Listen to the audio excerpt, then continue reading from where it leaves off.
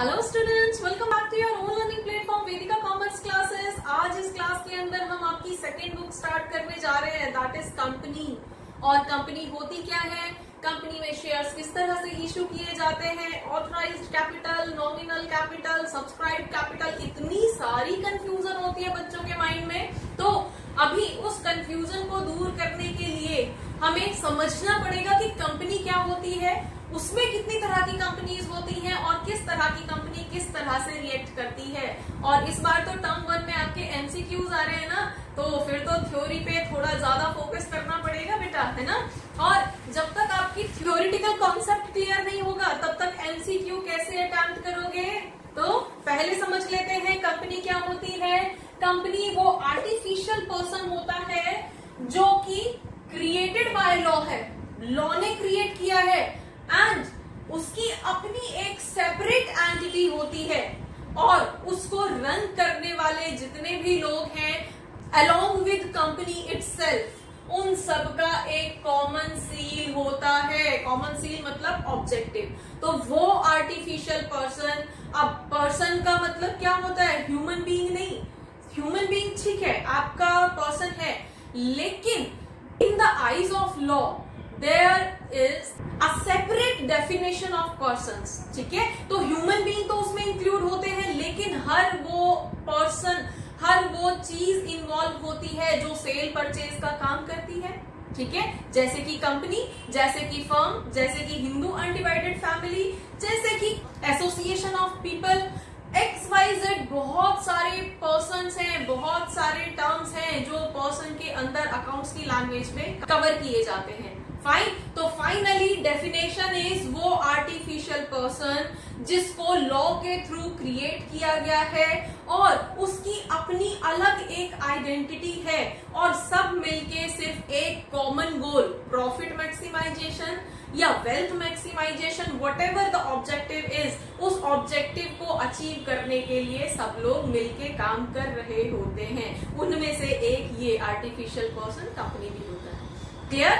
अब इसके फीचर्स देख लेते हैं। फीचर्स जैसे हमने बोला इनकॉर्पोरेशन, अब ये खुद से तो पैदा नहीं होती है ना, इसको तो बनाना पड़ता है।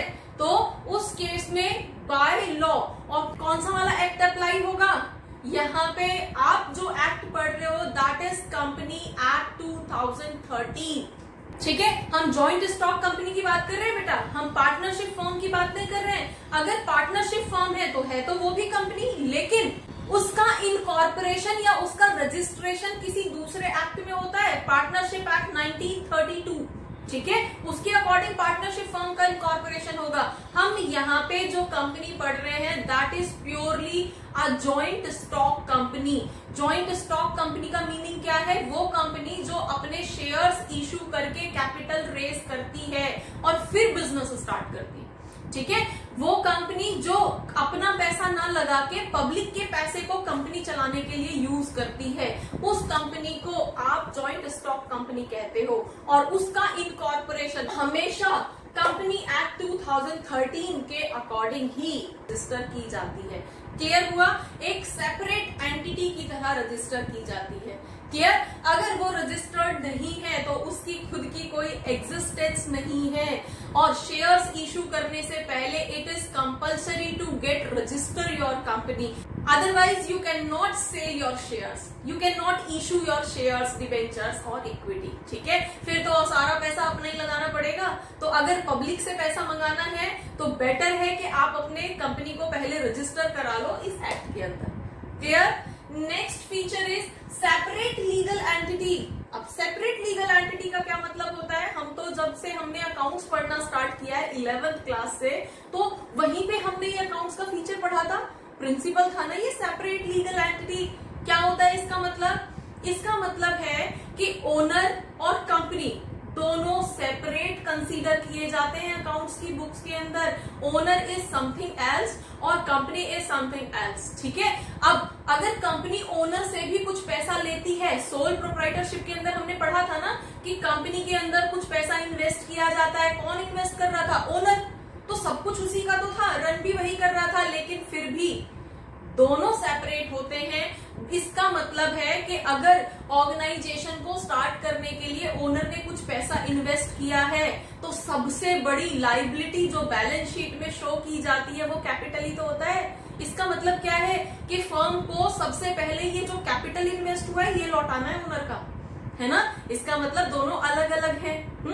दूसरी चीज, कंपनी के ऊपर अगर कोई केस कर दिया जाता है, कंपनी के साथ मीन्स कोई डिफॉल्ट केस हुआ या XYZ कोई भी लीगल रीजंस हैं, तो उस केस में ओनर पे कभी केस नहीं डाला जाता बेटा। केस किस पे डाला जाता है? कंपनी पे। जैसे हम किंगफिशर का एग्जांपल लेते हैं तो केस किस पे चल रहा है? किंगफिशर कंपनी पे चल रहा है, विजय माल्या पे नहीं चल रहा है ना। विजय माल्या ओनर है और इसी रूल का फायदा उठा के वो गायब है। तो इट शोज कि हमारी जो कंपनी है, जो भी हमने कंपनी एक्ट 2013 के अकॉर्डिंग रजिस्टर की है, वो पर्सन जो है वो सेपरेट आइडेंटिटी रखता है। ठीक है, कोई भी सेल परचेज होगी, कोई भी केस चलेगा, कोई भी लीगल एक्शन लिया जाएगा तो वो कंपनी के नाम से लिया जाएगा, ओनर के नाम से कभी नहीं लिया जाएगा। ठीक है, नेक्स्ट पॉइंट पे आते हैं, that is artificial person. Artificial person means अभी यहाँ पे वो ह्यूमन बीइंग थोड़ी है, पर्सन थोड़ी है, सांस थोड़ी लेता है, खाना थोड़ी खाता है ना, तो ह्यूमन बीइंग तो नहीं है, तो फिर किस तरह का पर्सन है? तो ये आर्टिफिशियल पर्सन है। मतलब ये ह्यूमन बीइंग नहीं है, लेकिन उसी की तरह सेल परचेज करता है, उसी की तरह से बहुत सारे ट्रांजैक्शंस, इकोनॉमिक ट्रांजैक्शंस करता है, ठीक है, बिजनेस ट्रांजैक्शंस करता है, इसलिए इसको भी एक पर्सन माना गया है। और किस तरह का? आर्टिफिशियल। ठीक है, तो that's why it is called artificial person. Clear? Next point is perpetual existence. अब परपेचुअल का मतलब क्या होता है? परपेचुअल का मतलब लॉन्ग लास्टिंग, कभी खत्म ना होने वाला। इसका मतलब क्या है? इट मीन्स कि ये जो कंपनी स्टार्ट की है ना, वो कंपनी कभी खत्म नहीं होगी। उसमें काम करने वाले बोर्ड ऑफ डायरेक्टर्स, उसके मेंबर्स, चाहे आज है, नहीं भी होंगे कल डेथ हो जाती है, रिटायर हो जाते हैं, कोई भी XYZ रीजन होता है, लोग आते जाते रहेंगे, लेकिन कंपनी जो एक बार स्टार्ट हो गई है वो ऐसे ही चलती रहेगी। हमने कंसिस्टेंसी प्रिंसिपल अकाउंट्स के अंदर पढ़ा था, कॉन्सेप्ट पढ़ा था ना, अकाउंटिंग कॉन्सेप्ट। ठीक है, तो सेम वही तो है। परपेचुअल एग्जिस्टेंस मतलब कंपनी का एग्जिस्टेंस रहेगा, उसमें काम करने वाले लोग रहे, जिंदा रहे या मर जाए, डजंट मैटर, कोई फर्क नहीं पड़ता, लेकिन कंपनी चलती रहेगी। ठीक है, कंपनी चलती रहेगी मतलब ऑब्वियसली उसको कोई ना कोई तो चला ही रहा होगा। जो अभी पार्टनर है, जिसने उसको स्टार्ट किया है, हो सकता है वो उसकी आगे डेथ हो जाती है, लेकिन कोई दूसरा बंदा चलाएगा, उसके बच्चे चला रहे होंगे, कोई भी चला रहे होंगे। ठीक है, तो किसी के आने जाने से उस पर कोई फर्क नहीं पड़ता। डन। नेक्स्ट, अब लिमिटेड लाइबिलिटी। अब यहाँ पे भी बच्चों को कई बार कंफ्यूजन होती है, और बेटा ये पॉइंट्स हम इसलिए एक्सप्लेन कर रहे हैं क्योंकि आपको MCQ फेस करने हैं, तो MCQ कहीं बाहर से तो नहीं आएंगे, सब यही होगा। ठीक है, तो थोड़ा सा ध्यान से समझोगे तो आपके कॉन्सेप्ट क्लियर होंगे। डन। तो लिमिटेड लाइबिलिटी का मतलब क्या होता है? यहाँ पे बच्चे कई बार कंफ्यूज होते हैं। लिमिटेड लाइबिलिटी का मतलब है उस कंपनी में जितने लोगों ने पैसा इन्वेस्ट कर रखा है उनकी लाइबिलिटी कितनी है, कंपनी की खुद की नहीं। कंपनी भी आर्टिफिशियल पर्सन है, लेकिन उसकी लाइबिलिटी की बात नहीं कर रहे हैं हम। किसकी लाइबिलिटी की बात कर रहे हैं? जिन लोगों ने उस कंपनी में पैसा इन्वेस्ट कर रखा है, उसके डायरेक्टर्स हो सकते हैं, उसके मेंबर्स हो सकते हैं, है ना, कुछ लोगों ने मिलके पैसा इन्वेस्ट कर रखा होगा। क्लियर? तो उस केस में उनकी लाइबिलिटी कितनी है, उन्होंने कितना पैसा इन्वेस्ट कर रखा है। लाइबिलिटी डिफाइन होती है कि उन बंदों ने कितना पैसा कंपनी के अंदर इन्वेस्ट कर रखा है, या फिर कितने पैसे की गारंटी लिए रखी है। मतलब गारंटी का मतलब क्या है? कंपनी के किसी मेंबर ने सपोज बोल रखा है कि अगर 1 लाख रुपीस तक का या एक पर्टिकुलर अमाउंट तक का अगर लॉस होगा तो मैं बियर कर लूंगा, मैं एडजस्ट कर लूंगा, मैं अपने घर से पे कर दूंगा, या XYZ। उसने गारंटी ले ली ना, अगर गारंटी ले ली तो वो सिर्फ उतने तक के लॉस को ही बियर करेगा। अगर उसने 1 लाख रुपीस का गारंटी ली है तो वो 1 लाख रुपीस तक के लॉस को ही बियर करेगा। अगर कंपनी को सपोज 7 लाख का लॉस हो गया तो बाकी के 6 लाख रुपए का लॉस कौन बियर करेगा, ये उसकी गारंटी नहीं है। क्लियर? तो क्या हुआ, उसकी गारंटी कहां तक हुई, एक लिमिटेड पॉइंट तक ही रही ना। सेम ऐसे ही जितने मेंबर्स होते हैं सब अपनी लिमिटेड लायबिलिटी के थ्रू उस कंपनी को इनकॉर्पोरेट करते हैं। इस वे में बोला जाता है कि कंपनी जो है वो लिमिटेड कंपनी है। कई बार नाम सुना है ना, ABC लिमिटेड कंपनी, तो जिनके पीछे लिमिटेड वर्ड लगा होता है वो ये वाली कंपनी। क्लियर? फाइन। नेक्स्ट आगे आते हैं ट्रांसफरेबिलिटी ऑफ शेयर्स। अब ट्रांसफरेबिलिटी ऑफ शेयर्स का क्या मतलब है, शेयर्स को ट्रांसफर करना। अब शेयर्स ट्रांसफर कैसे होंगे, पैसे के लिए ऑब्वियसली, सेल करना। ठीक है, अब इस केस में अगर कोई गवर्नमेंट कंपनी है तो वो इस एक्ट के अकॉर्डिंग ही शेयर को सेल परचेज कर सकती है। लेकिन अगर कोई प्राइवेट कंपनी है तो प्राइवेट कंपनी में जो शेयर्स सेल परचेज होते हैं वो उसके आर्टिकल ऑफ एसोसिएशन के थ्रू डिफाइन किए जाते हैं। उसका यहां से कोई रूल रेगुलेशन पास नहीं होता है। आर्टिकल एसोसिएशन क्या होता है, एनुअल जर्नल मीटिंग में ये डिसाइड किया जाता है कि आने वाले फाइनेंशियल ईयर में कंपनी किस तरह से ऑपरेट करेगी, किस तरह से शेयर्स इशू करेगी, वगैरह वगैरह वगैरह। ठीक है, तो ये आर्टिकल ऑफ एसोसिएशन होता है जो एनुअल बेसिस में बनते हैं।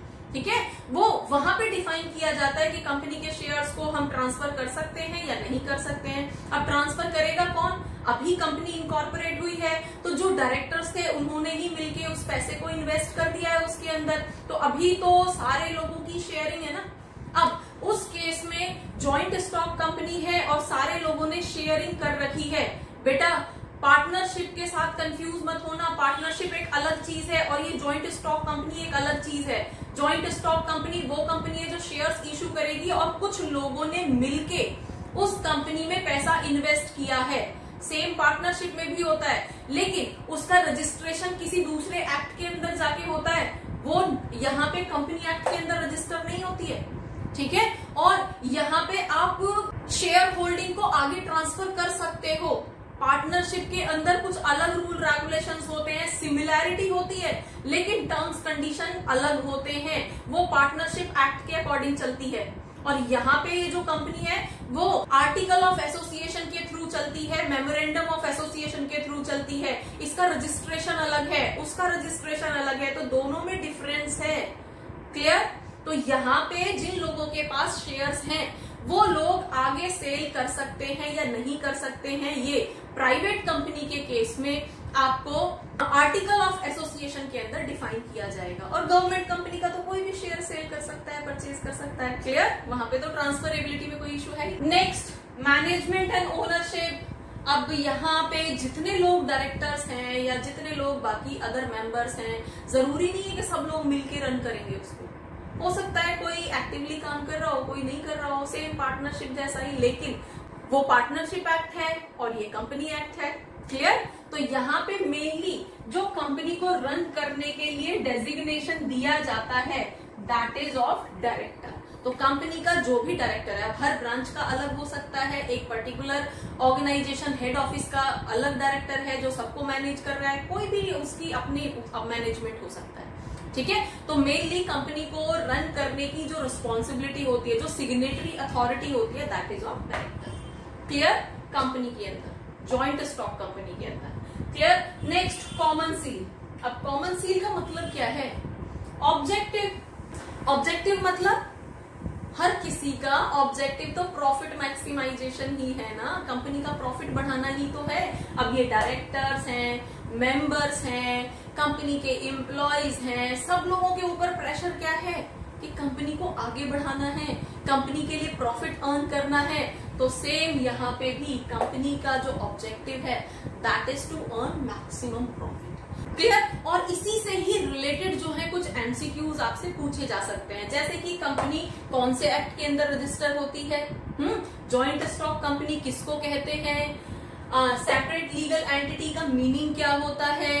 ठीक है, ये एमसीक्यूज की फॉर्म में, फिलअप्स की फॉर्म में, कौन रन करता है, कौन ऑपरेट करता है, ट्रांसफरेबिलिटी, शेयर्स की ट्रांसफरेबिलिटी अगर प्राइवेट कंपनी के केस में कैसे पॉसिबल होती है, या कौन से एक्ट के थ्रू, या किस कंपनी के शेयर्स ट्रांसफर हो सकते हैं, इस तरह के क्वेश्चंस आपसे यहाँ से पूछे जा सकते हैं। तो होपफुली ये डेफिनेशन और इसकी कैरेक्टरिस्टिक्स और इससे रिलेटेड एमसीक्यूज आपके क्लियर हो गए होंगे। For the difference between partnership act and the joint stock company, keep watching, keep learning. Thank you.